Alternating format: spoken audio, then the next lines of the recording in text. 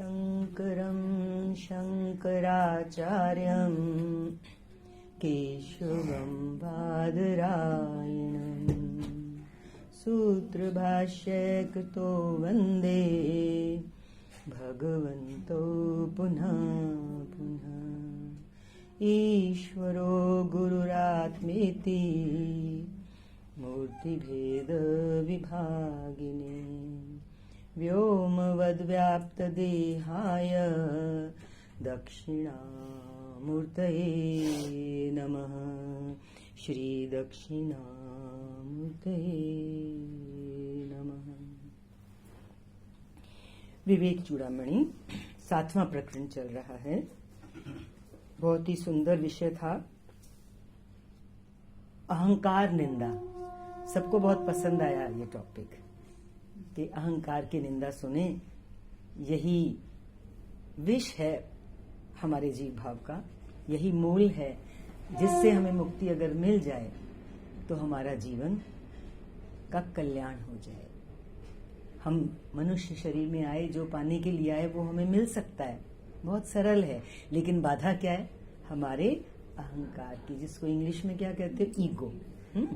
तो ईगो भी कौन सी है, कैसी है? वो कोई दूसरी ईगो नहीं है। मैंने अपने आप को शरीर माना है।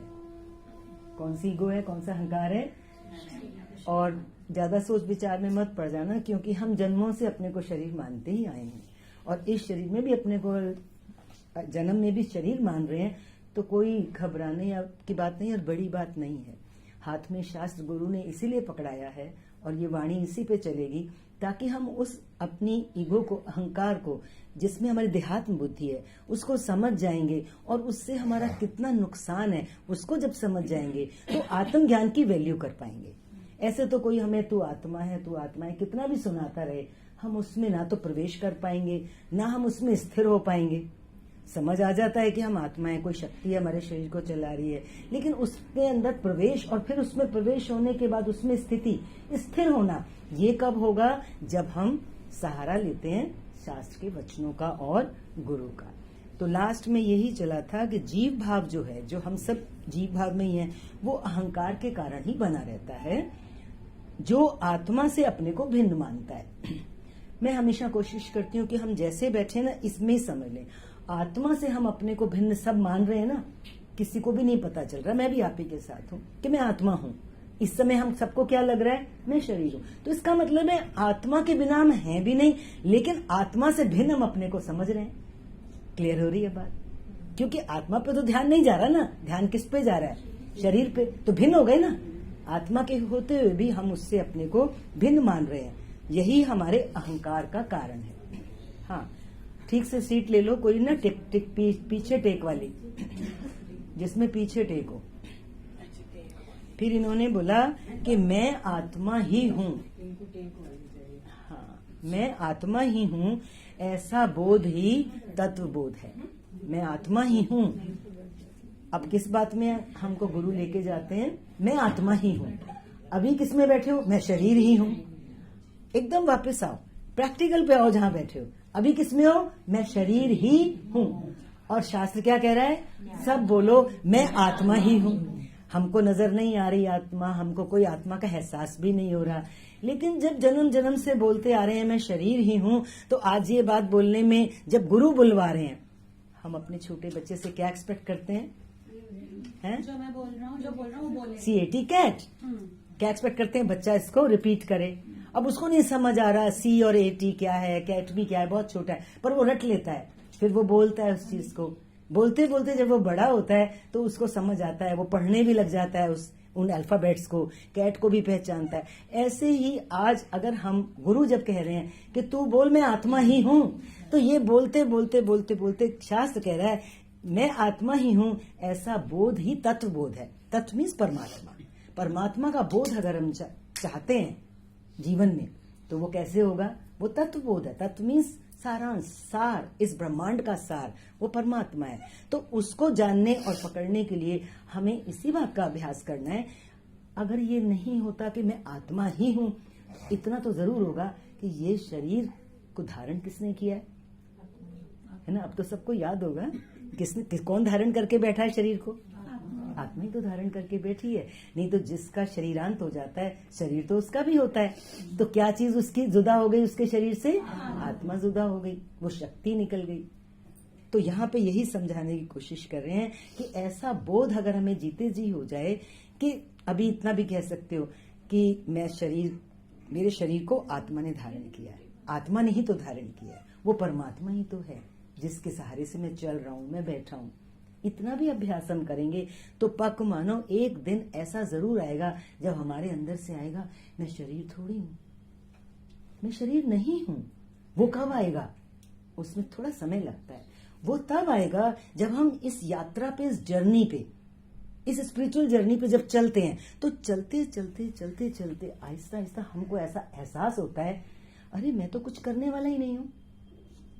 मैं सोचता हूं मैंने ये सब किया, मैंने ये बनाया, मैं वहां गया, अपने आप अंदर से आने लगेगा कोई परम शक्ति है जो मुझको चला रही है, मेरे शरीर को चला रही है, मेरी बुद्धि को चला रही है, मेरी इंद्रियों में रोशनी बनके, प्रकाश बनके, इनको प्रकाशित करके इनके थ्रू ज्ञान प्राप्त कर रही है।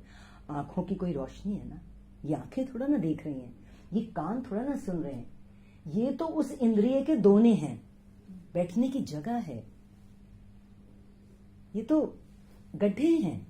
लेकिन पीछे से जो प्रकाश आ रहा है वो किसी को नहीं मालूम कहां से आ रहा है। ये कान सुन पा रहे हैं, श्रोत्र इंद्रिय बोलते हैं ना उसको, वो अंदर कौन सी शक्ति, शक्ति एक ही है, आंखों से देखने का काम कर रही है, कानों से सुनने का काम कर रही है, जिह्वा से बोलने का काम कर रही है। इतना भी एहसास अगर हम करना शुरू कर दें कि आखिर मेरे अंग प्रति अंग में कौन है जिसको चला रहा है, मैं हाथों से क्या इतना काम सुबह से शाम तक करता हूँ, ये शक्ति किसकी है? पैरों से मैं यहाँ तक चल के आया, क्या किसी को वो हो जाता है, पैरालिसिस हो जाता है, वो नहीं चल सकता, तो क्या हुआ? वो क्यों नहीं चल सकता? क्योंकि वो जो परमात्मा की शक्ति है जो उसकी उस कर्मेंद्रिय को चला रही थी, जो पांव होते हैं, वो अब वहां नहीं है। तो जब हम चल के आ रहे हैं तो तब क्या एहसास करना चाहिए कि ये पांव नहीं चल रहे हैं, इनके अंदर जो परमात्मा की शक्ति है वो इनको धीरे धीरे, जब इस बात का रियलाइजेशन करते करते हमें इतना पक्का विश्वास होने लगता है, फिर क्या होता है जीवन की दिन प्रतिदिन की घटनाओं में आप देखेंगे आज ये इतना काम कैसे हो गया। आपको कभी लगा भी होगा, कुछ घटनाओं में, कुछ अनुभवों में आपको अपने आप लगाओ ये कैसे हो गया, तो तब आप कहते हैं परमात्मा ने मेरे से करा लिया।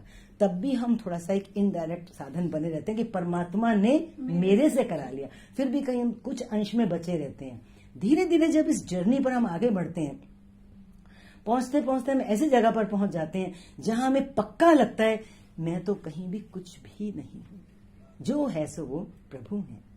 वही कहते ना, भगवान का वचन है, करण करावन आपो आप, हे प्रभु तुम खुद करते हो। फिर अर्जुन और कृष्ण की जो अभी हमने थोड़ा सा रिपीट किया आपके सामने, तो वो भी एक साक्षात प्रमाण है कि मनुष्य खुद नहीं कर सकता, उसको लगता है कि मैं कर सकता हूं और वो करता भी है।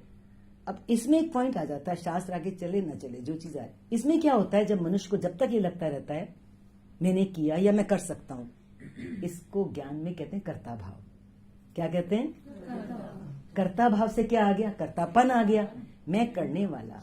और भगवान की वाणियों में आता है कर्ता सो भरता, करने वाला ही तो भरेगा। हम अच्छा करेंगे तो अच्छा फल भरेंगे, भोगेंगे, और गलत करेंगे तो वही हमारे पाप पुण्य बन जाते हैं। तो सीधा सीधा ज्ञान है, कर्तापन का ज्ञान है। वो जो अहंकार की बात चल रही है इस टॉपिक पे, जो हम 2-3 बार से चला रहे हैं इस चीज को, वो पूरा भी नहीं हो रहा है क्योंकि हम फिर प्रेमियों को देख करके ना वो वाणी कहीं और से आ जाती है। कर्तापन से भोक्तापन, और कर्ता भोक्तापन से जन्म मरण। क्योंकि जब हम कर्म करेंगे उसको भोगने के लिए क्या चाहिएगा, है इस जन्म के, पिछले जन्मों के किए हुए कर्मों का फल हम इस जन्म में भोग रहे हैं, और इस जन्म के किए हुए कर्मों का फल भोगने के लिए हमें अगला जन्म लेना पड़ेगा। तो ये जो जन्म मरण की कड़ी है ये कब तक बनी रहेगी? जब तक कर्तापन और भोक्तापन। माना क्या? अहंकार बना रहेगा। कर्तापन और भोक्तापन के पीछे कौन है? मैं करने वाला। थोड़ा धीरे से सुनो तो ये चीज कठिन नहीं है, रादर बहुत इंटरेस्टिंग है। इस चीज में इंटरेस्ट जब आने लगता है तो ऐसे अंदर से एक जागना होती है, अरे मैं कहाँ बैठा हूं, मैं क्या कर रहा हूं।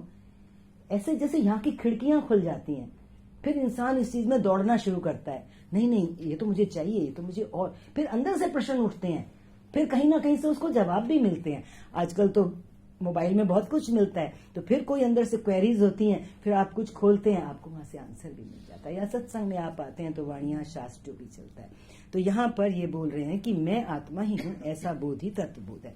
तो आज श्लोक ले रहे हैं अगला। पहले अनुवाद पढ़ते हैं हम, संस्कृत का श्लोक भी है यहाँ पे, वो नहीं लेते। फिर उसका अनुवाद थोड़ा सा कठिन होता है क्योंकि वो शॉर्ट में होता है, फिर जो राइटर है जिन्होंने ट्रांसलेट किया है उसकी व्याख्या आगे होती है तो फिर और क्लियर हो जाता है। तो अनुवाद है, इस विकारात्मक, बुद्धि में विकार आ गया अहंकार का, आत्म प्रतिबिंब युक्त, आत्मा का शेडो पड़ा हमारी बुद्धि में और अहंकार ने जन्म ले लिया कि मैं थी आत्मा सत्ता रूप से, लेकिन बुद्धि के अंदर जब आत्मा का प्रकाश पड़ा तो उसको अपने अंदर एक अहंकार आ गया कि मैं, बुद्धि ने अपने को मैं समझा और वहीं से ही विकार पैदा हो गया हमारी बुद्धि के अंदर, और वो विकार है अहंकार का। प्रतिबिंब युक्त, इस विकारात्मक आत्म प्रतिबिंब युक्त और स्वरूप को छिपाने वाले, हमारे स्वरूप, हमारा स्वरूप क्या है? आत्मा शुद्ध। हम सब मूल रूप से बहुत शुद्ध हैं, हमारे अंदर कोई दाग नहीं है। मूल स्वरूप हमारा क्या है? आत्मा। शरीर तो कुछ भी नहीं है, अभी है अभी नहीं है, लेकिन आत्मा तो न मरती है ना जन्म लेती है। तो मूल स्वरूप हमारा कैसा हो गया? शुद्ध, शुद्धतम। हम सब बहुत शुद्ध हैं, लेकिन हमारे अपने अहंकार के कारण जो हमारे गलत सही जो कर्म हो जाते हैं, उनकी वजह से हमारी आत्मा के ऊपर, सो कॉल्ड आत्मा के ऊपर दाग आ जाते हैं। दाग आने का मतलब ये है कि हमारी बुद्धि विकारात्मक हो जाती है। बुद्धि विकारात्मक होने से वो कह रहे हैं कि ये छिपा देता है हमारी उस आत्मा को। ऐसी बुद्धि को त्याग देना चाहिए, शीघ्र ही त्याग देना चाहिए। यहाँ पे शीघ्र वर्ड होता है। कितने लोग तैयार हैं ऐसी बुद्धि को त्यागने के लिए? सभी तैयार हैं, क्योंकि शास्त्र कह रहा है ना। हमारी और आपकी तो पर्सनल बात तो ये कुछ है नहीं, और शास्त्र तो किसकी वाणी है? प्रभु की वाणी है, तो महापुरुषों का दिया हुआ प्रसाद है। इसके अध्यास से ही, ये जो हमें अध्यास हो गया कि मैं बुद्धि में उस आत्मा के प्रकाश से, तो जो चैतन्य मूर्ति, जो हमने अभी कहा, हम सब बहुत शुद्ध हैं, चैतन्य है। हमारी जो अंदर की मूर्ति है वो कैसी है? चैतन्य मूर्ति है, एक चेतना हमको लिए हुए है। आपने देखा होगा गुरु नानक जी के पीछे, किसी भी महापुरुष के पीछे क्या बना होता है? आपके सदगुरु के पीछे एक प्रकाश बना होता है। वो प्रकाश हम सबके साथ भी है, हम उस प्रकाश में ही हैं। तो वो जो हमारा प्रकाश हमारे चारों तरफ है, वो क्या है? वो हमारी मूर्ति तो है। एक तो ये मूर्ति है स्थूल मूर्ति, मिट्टी का बना हुआ शरीर, एक चैतन्य मूर्ति है, इसी आकार की है। तो तुझ चैतन्य मूर्ति आनंद स्वरूप, वो जो हमारा चैतन्य मूर्त रूप है वो आनंद स्वरूप है।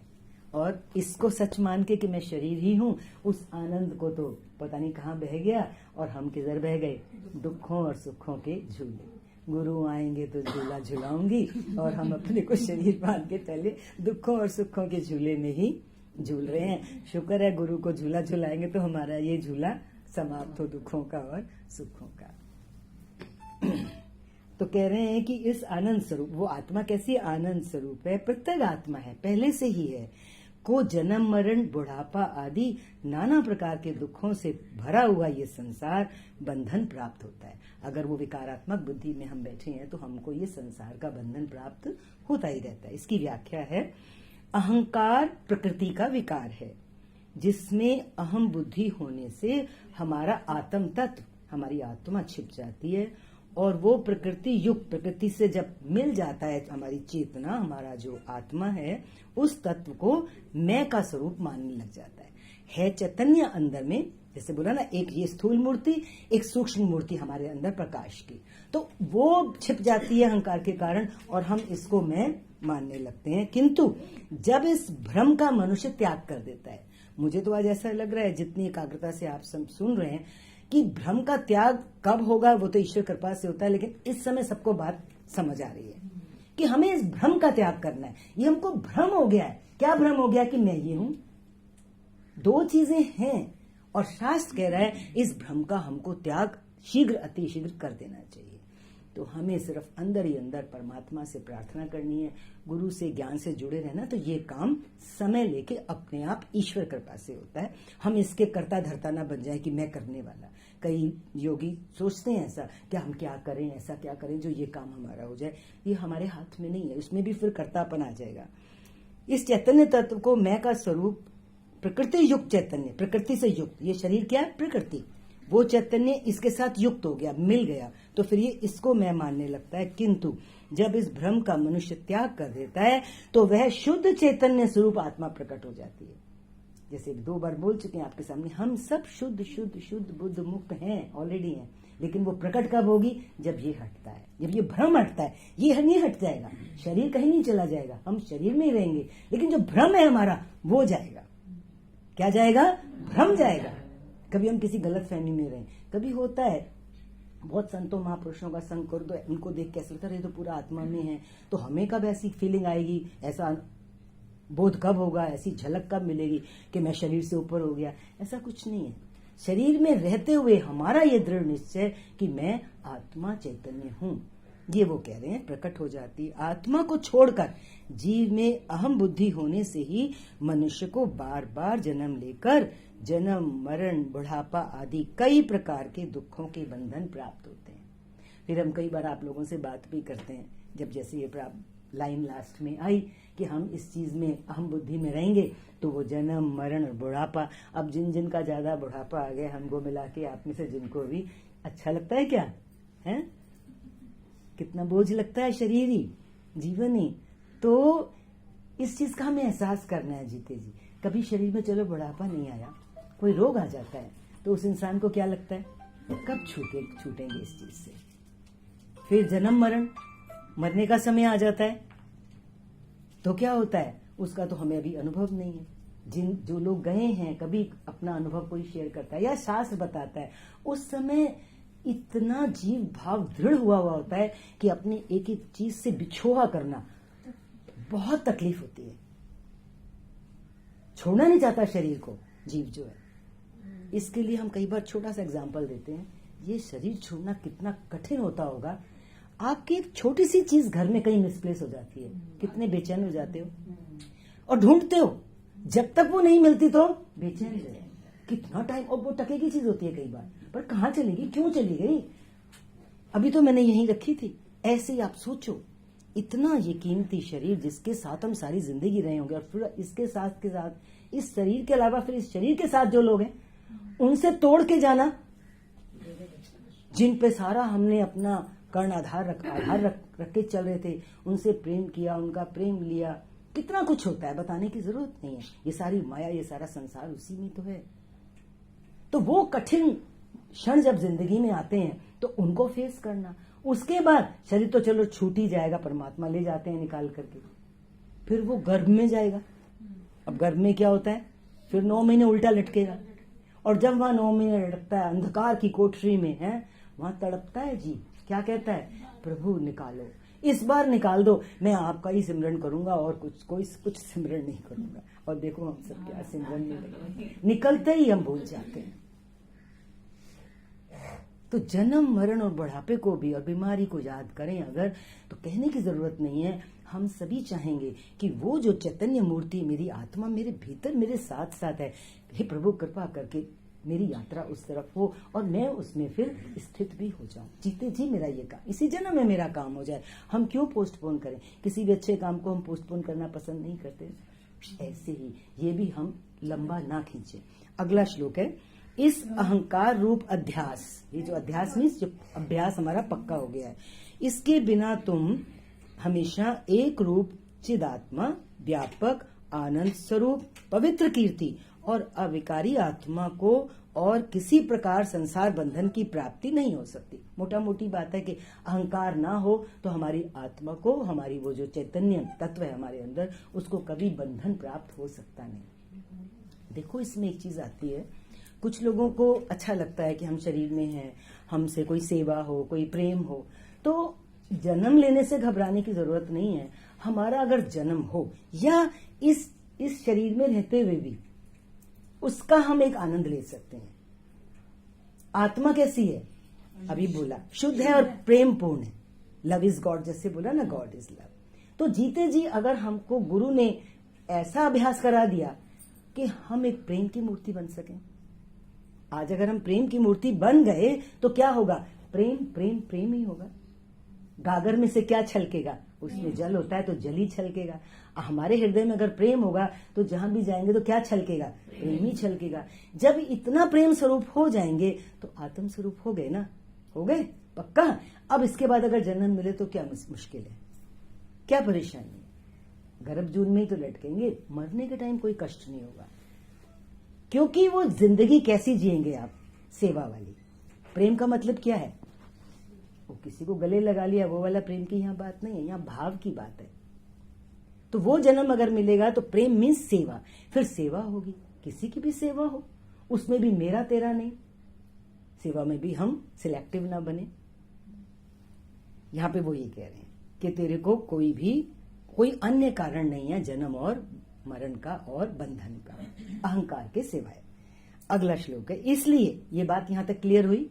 अगर क्लियर भी हो जाए तो गुरु के बहुत बहुत लाख लाख शुक्राने के, हे प्रभु आप यहां उपस्थित होकर के इस वाणी को चलवा रहे हैं। हम अंदर ही अंदर अपने गुरु को याद करके उनको नमस्कार करें कि ये प्रेरणा इस तरह से वाणी निकले कि जितने प्यारे यहाँ बैठे हैं उनको कुछ ना कुछ प्रसाद जरूर मिल जाए, स्पष्ट हो जाए। इसलिए हे विद्वान, इसलिए मतलब किस लिए जो ऊपर चला अभी, हे विद्वान, ये अपने शिष्य को गुरु विद्वान करके, क्योंकि अब शिष्य ने बहुत ग्रहण कर लिया, जैसे आप लोग भी अब सब संत ज्ञानेश्वर हो ही चुके हो हैं। हे विद्वान शास्त्री बोल रहा है आप सबको, हम सबको मिला करके। विद्वान मीन्स विद्वान, और विद्वान कौन होगा? जिसको ज्ञान लगा होगा। तो आज से हमारा नाम क्या हो गया हम सबका? बोलो तो सी, संत ज्ञानेश्वर। संत ज्ञानेश्वर, सब संत हो गए। संत तो भगवान बुलाया ही करते थे अपने प्रेमियों को, संत, वो फलाना संत, नाम शुरू में ही रख दिया। इसलिए हे विद्वान, भोजन करने वाले पुरुष के गले में भोजन करें और कोई कांटा अटक जाए, कांटे के समान खटकने वाले इस अहंकार रूप अपने शत्रु को, ये तो बड़े में बड़ा शत्रु साबित हो ही रहा है आज, अपने इस शत्रु को विज्ञान रूप, ये ज्ञान जो मिल रहा है विज्ञान, विशेष ज्ञान, ज्ञान को भी जब हम आचरण में लाते हैं तो विज्ञान होता है। विज्ञान रूप महाखड़ग से, एक तो खड़ग होता है जिससे सामने वाले शत्रु को मारा जाता है, और यहाँ वो कौन सा शब्द यूज कर रहे हैं? महाखड़ग। छोटे मोटे खड़ग से इसका सिर चीज कटने वाला नहीं है, किसका? अहंकार का, क्योंकि ये शत्रु बहुत जबर है, जबरदस्त है। रावण को मारने में कितनी मुश्किल हुई थी, इवन अवतार राम भगवान भी थक गए उसको खत्म करने में। ऐसा ही ये अहंकार है हमारा। कहते भी है ना, किसी के अंदर बहुत ईगो होती है तो रावण का रूप है, उसको बड़ी ईगो है। तो ये हमारे सबके अंदर बैठा हुआ है, हम देख सामने लेते हैं, अपने अंदर हमें पता नहीं लगता। तो इस अहंकार रूपी शत्रु को किससे मारना है? महाखड़क से मारना है। और ये महाखड़क क्या हो सकता है? बड़े में बड़ा हथियार हमारे इस अहंकार को मारने के लिए क्या हो सकता है? गुरु और गुरु का ज्ञान। और हमें कुछ किसी चीज की जरूरत, इससे हमें लड़ाई नहीं करनी है। इस अहंकार का हमें ऐसे विरोध नहीं करना है। किसी चीज का ऐसे विरोध करते हैं तो वो और बढ़ती है, किसी चीज को हटाओ वो और आगे। बच्चे को किसी चीज के लिए मना करते हो तो वो वही काम ज्यादा करता है। ऐसे इस अहंकार से अगर हम ऐसे फाइट करेंगे तो ये जाने वाला नहीं है। तो हम क्या करते हैं? हम गुरु की शरण लेते हैं, क्योंकि गुरु उसके पार जा चुके हैं। वो तो बिल्कुल बियॉन्ड है अपनी बॉडी, माइंड के, इंद्रियों के। जब हम इस स्थिति वाले महापुरुष का सहारा लेते हैं, जैसे छोटा बच्चा इतना रिंग रोड का ट्रैफिक नहीं पार कर सकता, पर उसकी माँ साथ होती है तो वो देखता भी नहीं है, ना दाएं ना बाएं, उसको पता है मेरा हाथ मेरी माँ के हाथ में है, तो पार हो जाते। ऐसी हमारी हालत है। हम भी कुछ इस अहंकार के साथ नहीं कर सकते, लेकिन अगर हम अपने गुरु का हाथ पकड़ लेते हैं, मीन्स ये शास्त्र का सहारा लेते हैं, गुरु की वाणियां चलती हैं आपके सत्संग में, उन पे ध्यान देते हैं, तो समझो गुरु ने हमारा हाथ पकड़ा हुआ है और वो हमें इस यात्रा में पार लगा ही देंगे। टाइम कितना भी लगे उसकी हमें चिंता नहीं। महाखड़क से भली प्रकार छेदन कर काट दे और आत्म साम्राज्य सुख का यथेष्ट भोग करो। आत्म साम्राज्य, युद्ध को जीतने के बाद भगवान ने ये कहा था ना, या तो तुझे साम्राज्य मिलेगा या तुझे स्वर्ग मिलेगा, मर जाएगा तो स्वर्ग मिलेगा, जीतेगा तो साम्राज्य भोगेगा। ऐसे ही भगवान भी यहाँ पे शास्त्र भी यही कह रहा है, जे तू आत्म ये अहंकार रूपी शत्रु को मार देगा तो तुझे कौन सा हम सबको कौन सा साम्राज्य मिलने वाला है बताओ? उसको तो इंद्रप्रस्थ का कौन सा मिलने वाला था अर्जुन को, तो हमको आत्म साम्राज्य। और भगवान ने बोला है जीते जी मुक्ति, जीते जी मुक्ति और जीते जी शहंशाह। शहंशाही। भगवान ने बोला कि मैं तुझे शाहों का शाह बनाने आया हूँ। क्या बोला भगवान ने? मैं तुझे शाहों का शाह बनाऊंगा। तो हम तो बड़ा मकान बना लिया तो सोचते हैं बड़ा शहंशाह हो गए, बड़ी गाड़ी लेके सोचते हैं, लेकिन भगवान का जो आत्म धन है वो परम धन है, और जिस दिन वो मिलता है तो उस दिन हम पूरी सृष्टि के मालिक हो जाते हैं। भगवान अपने लिए कहा करते थे पूरी सृष्टि, चीज इसको छोटी इंग्लिश को कहते, पूरी सृष्टि मेरी चीज में है। जैसे भगवान कृष्ण ने गोवर्धन किस पे उठाया था? इसी पे तो उठाया था। ऐसे ही जो महापुरुष होते हैं, सिद्ध महापुरुष होते हैं, पूरी सृष्टि उनकी चीज में होते हैं। मीन्स वो इतने अपने में होते हैं, इतनी शक्तिवान होते हैं कि उनके नजदीक भी कोई जाता है तो वो वैसा हो जाता है। तो बात इस पे चल रही थी कि हम स्वयं नहीं कर पाएंगे अगर हम शरणागति लेते हैं, हम आश्रय लेते हैं, भरोसा रखते हैं। शरणागति भी ऊपर ऊपर से हो जाती है, लेकिन जब हमारा भरोसा पक्का हो जाता है कि मैं करने वाला नहीं हूं, आज बात अहंकार की निंदा की चल रही है, जिस दिन ये आया था कि मैं करने वाला नहीं हूं, गुरुदेव जो करेंगे आप करेंगे, प्रभु जो करेंगे आप करेंगे, तो फिर हमारा काम होना शुरू हो जाता है। तो फिर हमें आत्म साम्राज्य का सुख मिलता है। इसकी व्याख्या है, अहंकार ही वह कांटा है जो आत्म स्वरूप को जानने में बाधक है। इसे निकालने से ही आत्म स्वरूप का ज्ञान हो सकता है। अहंकार के कारण ही मनुष्य आत्म आनंद के भोग से वंचित रहता है। तो रेपिटेशन वही हो रहा है ना जो हमने अभी शेयर किया। इसका इतना ही व्याख्या इन्होंने लिखी है यहाँ पर। अगला श्लोक है, फिर अहंकार आदि की, जो अभी शुरू में चला था, अहंकार से क्या होता है? कर्तापन, कर्तापन से क्या होता है? भोक्तापन। फिर अहंकार आदि की कर्तृत्व भोक्तृत्व आदि वृत्तियों को हटाकर, फिर वो वृत्तियां तो उठती रहेंगी ना। ऐसा तो नहीं कि आज सत्संग सुन के चले जाएंगे तो हमारी पकड़ अहंकार पे भी हो जाएगी। फिर अहंकार से जो कर्तृत्व भावना आ रही है, वृत्तियां उठ रही हैं, भोक्तृत्व वृत्तियां उठ रही हैं, वो एकदम से चली जाएंगी। एकदम से कुछ नहीं होने वाला। वो कह रहे हैं कि उन कर्तृत्व भोक्तृत्व आदि वृत्तियों को हटाकर। तो अब हम थोड़ा सा पॉज लेंगे। ये चीजें आएंगी क्योंकि एक रियलिटी के साथ चलना है हमें ज्ञान में। क्या बोला उन्होंने? अहंकार आदि की, अहंकार से वृत्तियां उठेंगी जो अभी तक उठती ही आई होंगी।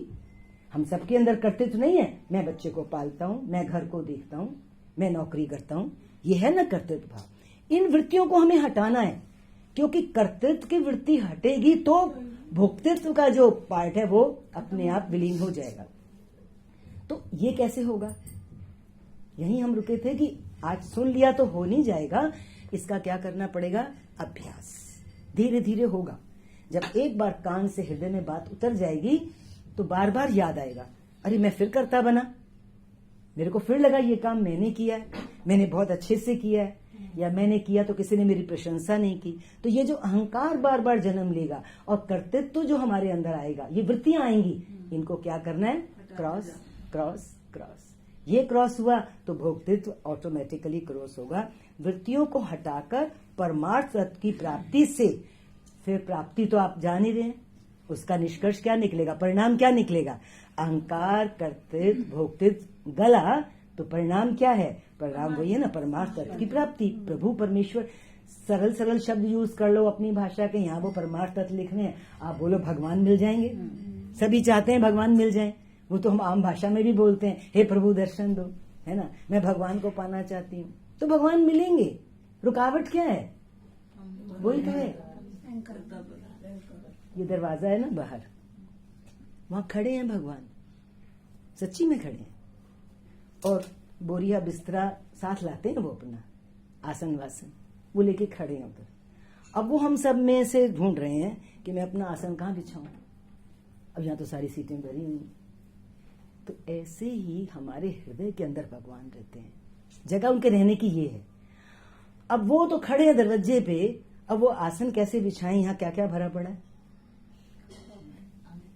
अपनी अपनी पोल अपने आप से दूसरे को बताने की जरूरत नहीं, हमें भी बोलने की जरूरत है कि हम भी आपके साथ ही हैं, धीरे धीरे कोशिश में लगे हैं। वो बात है लगे गुरु कृपा से, यहाँ भरा पड़ा है। अब वो बेचारे इंतजार कर रहे हैं। वो क्या है? मेन अहंकार है।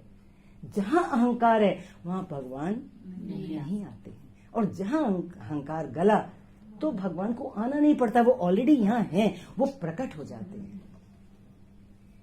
प्राप्ति से, वृत्तियों को हटाकर परमार्थ तत्व की प्राप्ति से राग रहित होकर फिर जब हमारा अहंकार ही चला गया तो राग माना क्या? राग मीन्स अटैचमेंट, अट्रैक्शन। हर चीज में हमारा अट्रैक्शन होता है, आकर्षण होता है। जिस चीज से आकर्षण होता है उसमें हमारी अटैचमेंट हो जाती है, हम जुड़ जाते हैं, उसमें हमारा राग हो जाता है। हिंदी में आप उसको राग बोल देंगे। तो फिर हमारा जीवन, जब हम अहंकार से रहित हो जाएंगे, देखो ये प्रोसेस बहुत इंपॉर्टेंट है, ज्यादा ज्ञान की हमें जरूरत नहीं है। अगर हम स्टेप्स को समझ लें तो वो ये स्टेप्स हमारे जीवन में आचरण में आने चाहिए, व्यवहार में आने चाहिए, हमारे पुरुषार्थ में, हमारी प्रैक्टिस में आने चाहिए। ये किसी को बताने की चीजें नहीं है, ये हमारी जिंदगी से जुड़ी हुई चीजें हैं। इनसे फिर हम राग रहित होंगे, और ज्यों ही हम राग रहित होंगे जीवन चलेगा। घबराना नहीं कि क्या मैं ज्वेलरी नहीं खरीदूंगी, क्या मैं कपड़ा नहीं खरीदूंगी, ऐसा कुछ नहीं है। आपको राग नहीं होगा, मीन्स जरूरत के लिए आप लेंगे, उसके बियॉन्ड फिर आप जाना बंद कर देंगे। राग रहित होने के बाद आत्म आनंद के अनुभव से फिर आनंद कौन सा मिलेगा? भीतर का। क्योंकि जितना जितना हम बाहर बह रहे हैं because of attractions, because of attachment, जब वो रुका तो यात्रा पलट गई। पहले हम बाहर की तरफ बह रहे थे, फिर धीरे धीरे जब वहां से हम कट किया, अहंकार पे ध्यान गया, तो हम कहाँ मुड़े? दो ही जगह है ना, या तो बाहर जाएंगे या भीतर जाएंगे। जैसे दरवाजे से या तो बाहर जाते हो या भीतर आते हो, ऐसे ही हमारी फिर यात्रा भीतर की तरफ शुरू हो जाती है। तो उससे जब हम भीतर की तरफ जाते हैं तो वो कह रहे हैं आत्म आनंद का अनुभव होता है, क्योंकि आत्मा तो यहाँ है ना।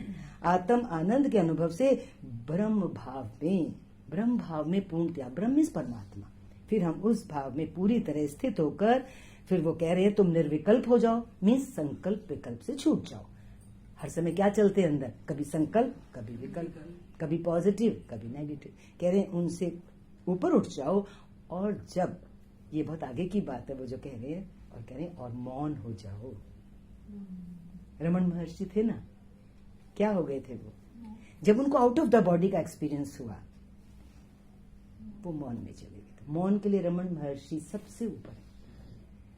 तो ये शास्त्र हमको आखिर की सीढ़ी के बारे में अवगत करा देता है, ताकि हमें पता चले कि अभी हम कितना बोलते हैं, कितना ज्यादा हम सोचते हैं, कितना ज्यादा संकल्प विकल्प करते हैं, कितना कर्तव्य भोक्तित्व हमारे अंदर है। तो ये सब चीजें अगर एक बार हमारे अंदर चली गई तो फिर हमारी यात्रा अपने आप गति पकड़ती है, गुरु कृपा से, सत्संग में जुड़े रहने से। क्योंकि ये जो एक एनर्जी हमको यहाँ मिलती है बहुत वर्क करती है। तो इसका व्याख्या मैं ले रही हूं। जीव को कर्तापन और भोक्तापन का कारण, जीव के कर्तापन और भोक्तापन का कारण केवल अहंकार है। ये तो सबको पकड़ में आ गई आज बात। और कुछ ना याद रहे, कई लोग कहते हैं मैं याद नहीं रहा, एक लाइन याद रहेगी। जीव को कर्तापन और भोक्तापन का कारण क्या है? अहंकार है, जिसे दूर करने से, किसे दूर करने से? अहंकार को दूर करने से मनुष्य राग रहित होकर आत्म आनंद का अनुभव करता है। कहते हैं ना आत्मा का आनंद मिले। 4 तो शब्द हैं। कौन से हैं 4 शब्द? अहंकार से कर्तृत्व भोक्तित्व है, अहंकार जाए तो कर्तृत्व भोक्तित्व चला गया, कर्तृत्व भोक्तित्व गया तो राग रहित हो गए, राग रहित होते ही आत्मा का आनंद वहां है। तेरे अंदर माल खजाना, क्यों जाए ढूंढन देश बेगाना। हम क्या क्या करते हैं उस आनंद को पाने के लिए? मिठाइयां खाएंगे, गोलगप्पे भी खाएंगे। मिठाई खाने के बाद लोग गोलगप्पे चाट खाने जाते हैं कि अब थोड़ा डाइजेशन चाहिए, आनंद भी मिलता है और आनंद भी मिलता है। सच्चाई बोल दी ना, तो बहिर्मुखता वाला आनंद ले रहे हैं ना, वो टेम्परेरी है। उससे तो बीमार भी हो सकते हैं। कभी पानी उनका वैसा हो जाता है, गलत होता है तो पेट भी खराब हो जाता है, लूज मोशन। पर ये आनंद कैसा है? ये कभी ना घटे, ना बढ़े, ना आए, ना जाए। ये सदा सर्वदा रहने वाला आनंद है, जिसकी प्राप्ति महापुरुषों ने की है और हम पे कृपा करके वो हमें मिले हैं। यहाँ भी साक्षात लक्ष्मी भगवान उपस्थित होकर इस वाणी को चलाते हैं। आपके सामने ये शरीर सिर्फ निमित्त है, क्योंकि जब ये सत्संग शुरू हुआ था अंदर से एक ही भाव आया था, प्रभु हम इस काबिल नहीं है कि आपके इतने ऊंचे ज्ञान को हम अपने मुख से बोलें। आप कृपा करके हमेशा जब भी सत्संग हो आप उपस्थित होकर इस वाणी का कर्णधार बने, इसकी जिम्मेदारी आपके ऊपर ही हो। तो भगवान ने बोला, जो बुलवाया वो इस मुख ने बोल दिया। आपकी समझ में आया होगा तो भगवान बहुत खुश हो रहे होंगे आकाश में बैठ के, और आपको तो अच्छा लगेगा ही लगेगा, क्योंकि ये प्रसाद है जो हमें मिलता है, जो शायद ही कहीं मिल सकता हो, जीवन में ढूंढने से भी नहीं मिलता है कि इतने शॉर्ट में, थोड़े में, भगतन का गागर में सागर भर के देता है गुरु हमारे को। तो ये हुआ मौन हो जाओ। इसकी व्याख्या पढ़ रहे थे ना हम। जीव को कर्तापन एवं जीव के कर्तापन और भोक्तापन का कारण केवल अहंकार है, जिसे दूर करने से मनुष्य राग रहित होकर आत्म आनंद का अनुभव करता है और इसी से वो परमात्म भाव में स्थित हो जाता है। इसके बाद जिसकी ये स्थिति हो जाए उसे मौन हो जाना चाहिए। अब मौन ना हो सके तो हम कम से कम बोलना तो शुरू कर सकते हैं। हम बहुत ज्यादा बोलते हैं क्या? सच्ची में हाँ, सबसे पहले हाँ बोलते जाएंगे, एक बात को कई बार कहते हैं घुमा घुमा के। नहीं बोलेंगे तो मन में भी सोचते रहते हैं, वो भी बोलना ही है, वो इनर बोलना है। तो मौन हो जाना चाहिए। मना फिर अभ्यास करें कि हम धीरे धीरे अपने आप को ऑब्जर्व करें, पकड़े। खुद के पुलिसमैन हम खुद बने। पुलिसमैन चोर को पकड़ता है तो हम अपने आप को पकड़ें कि मैं कहाँ गलत हूँ, कहाँ फालतू बोल रहा हूँ, कहाँ बोलने की जरूरत नहीं थी और मैंने बोला। मौन हो जाना चाहिए क्योंकि उसके अलावा अन्य किसी का अस्तित्व ही शेष नहीं रहता। जब वो उस स्थिति में पहुंच जाता है साधक तो कुछ बचता ही नहीं है सिवाय आत्मा के। तो जब बचता ही नहीं है आत्मा के सिवाय तो बोलेगा क्या? क्यों बोलेगा? बोलना तो हमारा माया में है ना, संसार में है ना, व्यवहार में है ना। परमार्थ में जब वो एक ही तत्व बचता है तो बोलेगा क्या? वहां तो वो तो अशब्दी है। परमात्मा कैसा है? अशब्दी, उसमें कोई शब्द नहीं है। तो जब उस स्थिति को महापुरुष पहुंचते हैं तो वो मौन हो जाते हैं। हम लोगों पर करुणा करने के लिए वो ज्ञान चलाते हैं, वाणियां देते हैं।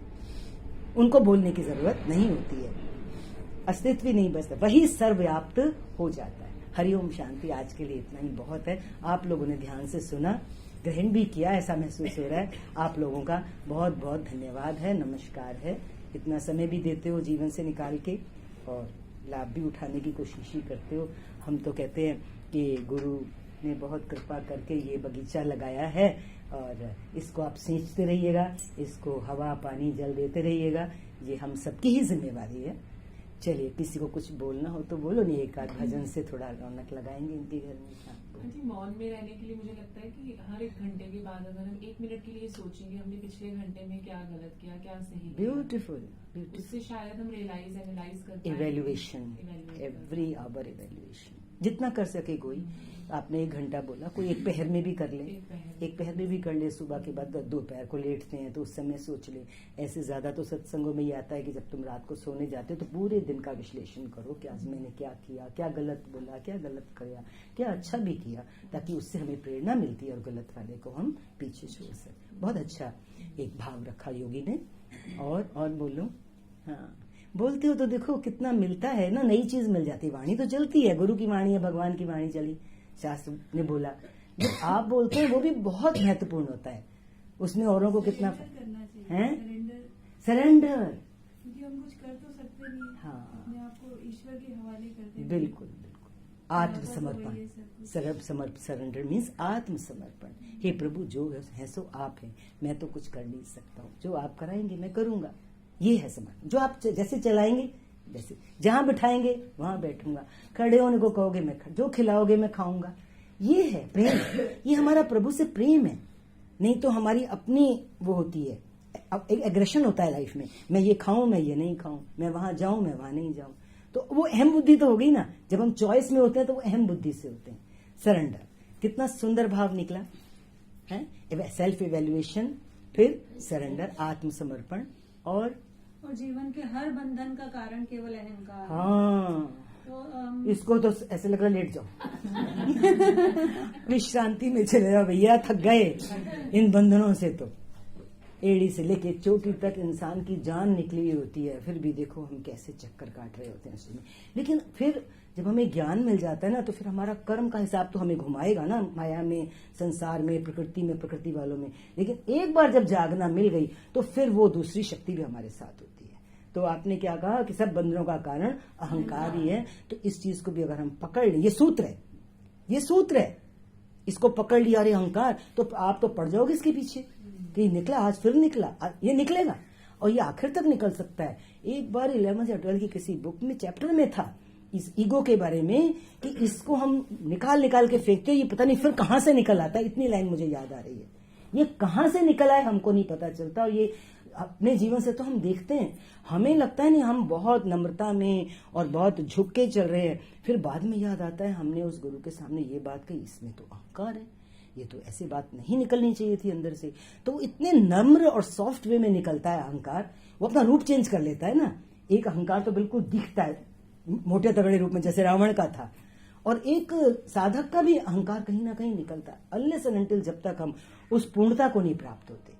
तो जब तक गुरु ही बिल्कुल स्टैंप हमारे ऊपर नहीं लगा देता है, या खुद से भी पता चलता है, जरूरत नहीं है कि गुरु स्टैंप लगाए, तो हमको अंदर से फिर एहसास होने लगता है उस प्योरिटी का। वो प्योरिटी है अहंकार का गलना, means inner purity. Inner purity आने लगती है, वो अंदर से पता चलता है। और अच्छे अच्छे पॉइंट्स निकल रहे हैं। देखो जैसी वाणी चलती है उसके साथ साथ ये कितना अच्छा, कहते हैं मूल से ज्यादा ब्याज प्यारा होता है? मूल तो चला, अब ये सब ब्याज की भी कितनी वैल्यू है समझो। और बोलो जिसके अंदर भी आंटी जी मिटता जाता है ना, अगर हम करते हाँ कि जो हमें मिला है उसको करते जाएं बिना उसको बिना जजमेंट के, ये तो भी धीरे धीरे देखो ये रिवर्स वे में आया भाव कि कर्तापन नहीं है, जो आ रहा है मैं उसको करता जानूं। जैसे कहते हैं ना कि गंगा जी में आपने देखा होगा कागज बह रहा है, पत्ते बह रहे हैं, बॉटल्स भी डाल रहे हैं, वो भी बह, तो हम बहते जाएं, जल के प्रवाह के साथ हम बहते चले जाएं। बहता पानी निर्मला, रुका हुआ गंदा हो जाता है, वो पीने योग्य नहीं रहता। तो यदि हम प्रकृति के साथ बहते चले जाते हैं तो हमारा अहंकार भी अपने आप विलीन हो जाता है। जीते जी मुक्ति केवल गुरु शरण में जाकर ही है। हाँ, क्योंकि मुक्त ही मुक्ति का सारा आस्वादन करा सकता है। ये तो आस्वादन है ना, रस है मुक्ति का, तो एक आनंद का। तो जो उस रस में डूबा हुआ है उसके पास जाएंगे तो वो एक बूंद पिला ही देगा। पिला दे हो सहीवा राम नाम दिवस। गुरु के वचन जैसे सुनते जाएंगे हाँ। तो अहंकार निकलता जाएगा। बिल्कुल बिल्कुल। आप जो गंध है उसमें फिटकरी डाल दो तो क्या होता है, साफ पानी, वो गंदगी ऊपर आ जाती है साफ पानी में, तो उसको हम गंदगी को हटा देते हैं। ऐसे गुरु के वचन अंदर जा रहे हैं, फिटकरी का काम कर रहे हैं, तो अपने आप अंतःकरण शुद्ध हो रहा है। तो वही वाली बात आ रही है ना कि इस चीज का भी कर्तापन हमारे अंदर नहीं हो कि हम कोई अपने आप को सुधारने वाले हैं या हम कुछ बहुत अच्छा करने वाले हैं। ये भी देखो सूक्ष्म अहंकार, ये भी पॉइंट बहुत अच्छा है। अहंकार को सूक्ष्मतम लेवल तक हमको चेक करने की एक शक्ति मिलती जाएगी। यहाँ से रास्ता मिलेगा, सत्संग से ही मिलेगा। किसी ने कहा ना सत्संग में आना बहुत जरूरी है, क्योंकि सत्संग में जब हम आते हैं तो ये चीजें जो हमें अब मिल रही हैं ये अपने आप सुनने से तो नहीं, ये वाणी तो सबको मिल जाएगी। अगर हमने ये डिस्कशन ना किया होता तो ये वाले पॉइंट्स हमको कौन देगा। तो इसलिए लाइव में जो हम आपस में बात करते हैं, चाहे लाइव ये वाला जैसे हो रहा है ना भी कभी अवेलेबल हो, ऑनलाइन होता है, फिर 4 जन 6 जन मिलकर कुछ सत्संग का कोई पॉइंट डिस्कस करेंगे तो जरूर ये बातें उभर के आएंगे और वो हमारी बहुत हेल्पफुल होंगी। ठीक है, सबका भाव पूरा हुआ, किसी का बहुत ऊपर। हाँ, बबली का भाव तो सुन लें आज। हाँ, बबली तो हमेशा ही बहुत भरी हुई होती है, ये तो रोज ही जब मिलेगी तो इतना इसका भाव मिलता है। इसका आज का भाव तो मैं क्या पूछूं इससे, ये तो पूरी ऊपर से नीचे तक बिल्कुल डूबी हुई है उस चीज में। बहुत कृपा है भगवान की जो इतना कोई योगी डूबा हुआ हो। अच्छा है ना कि प्रेम के सिवाय और जीवन है भी क्या, हम लुटा दें अपने आप को। प्रेम भी हो तो कैसा हो कि हम कुछ ना देखें। तो कहते हैं ना कि दुनिया तो वैसे ही हमें लूट लेती है, हे प्रभु तू ही लूट ले मेरे को, और वो लूटता है हमें प्रेम के माध्यम से। तू कराता चलो मैं करता चलूं, बस यही मेरी जिंदगी हो। बहुत अच्छा, आपका बिना बोले भाव हम तक पहुंच रहा है और किसी का बहुत ऊपर तक हो। हाँ, गुरु कृपा चाहिए, सच्ची तो बात है ना। गुरु का ज्ञान वो भ्रम सारे खत्म कर देता है ना। हाँ। कर्तृभाव भोग का जो भाव है वो सब खत्म करके आत्मा को शुद्ध बना देता है। आज यही तो आया था, बस इस भ्रम को तो दूर करना है। हम इस भ्रम में ही तो बैठे हैं कि मैं ये हूँ, ये करने वाला है। जिस दिन ये भ्रम टूटा और आत्म आनंद प्राप्त हुआ तो बस वो आपने जो बोला वो गुरु ही तो तोड़ेगा। सत्संग में आएंगे तो भ्रम हमारा वहीं तो जाएगा, अपने आप से नहीं जा सकता। आप देखो यहाँ बैठे हो तो सत में बैठे हो, अभी घर में जाते ही वो भ्रम ऐसे आ जाएगा कि वो भौरा बन के घूम घूम घूम। भ्रम मीन्स भंवर, चक्कर। तो अच्छा है ना, इतने सुजाग हो रहे हो, धीरे धीरे पकड़ रहे हो, अपना अपना पकड़ रहे हो। उन्होंने भ्रम को ही पकड़ लिया, भ्रम में ही तो बैठे हैं। जिस चीज में बैठे हैं उसको सच मान के बैठे हैं, सच वो है नहीं, यही तो भ्रम है। चाहे ये शरीर आत्मा की बात यहाँ चली जाए, जिस संसार में हम घर में बैठे हैं वो भ्रम ही तो है हमारा। क्या भ्रम है, ये मेरा, ये मेरा, ये मेरा। जहां जहां भी मेरा जा रहा है वो क्या है, वो तेरा है। अभी फूक निकले तो जितने बेटा बेटी और जो भी रिश्ते हैं वो, और जो ये बंगले हैं, ये इसको मेरा कह सकता है फिर तू? वो जो बाकी बचेंगे वो कहीं जल्दी निकालो इसको, मेरा कहने वाले को। हम मेरा कह रहे थे और हमको ही वो फटाफट निकालेंगे, सब रिश्तेदारों को फोन भी नहीं कर पाएंगे। तो है ये मेरा, कड़वा सच है, इसको पी लो। जागना है।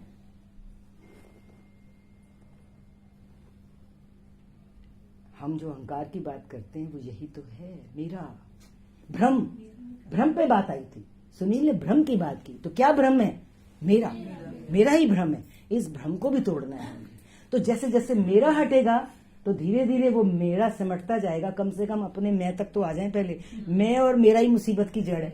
ये अगर खत्म हो जाएगा तब अहंकार ऑलरेडी, वो ऑब्वियस सी बात है, वो खत्म हो इसी जाएगा। में तो अहंकार है बेटा, मैं और मेरा ही अहंकार है। तो जैसे मेरा को हमने समेटना शुरू किया तो मैं तक आए, फिर मैं के ऊपर वाणी चल रही है कि मैं क्या, तो ये मैं है,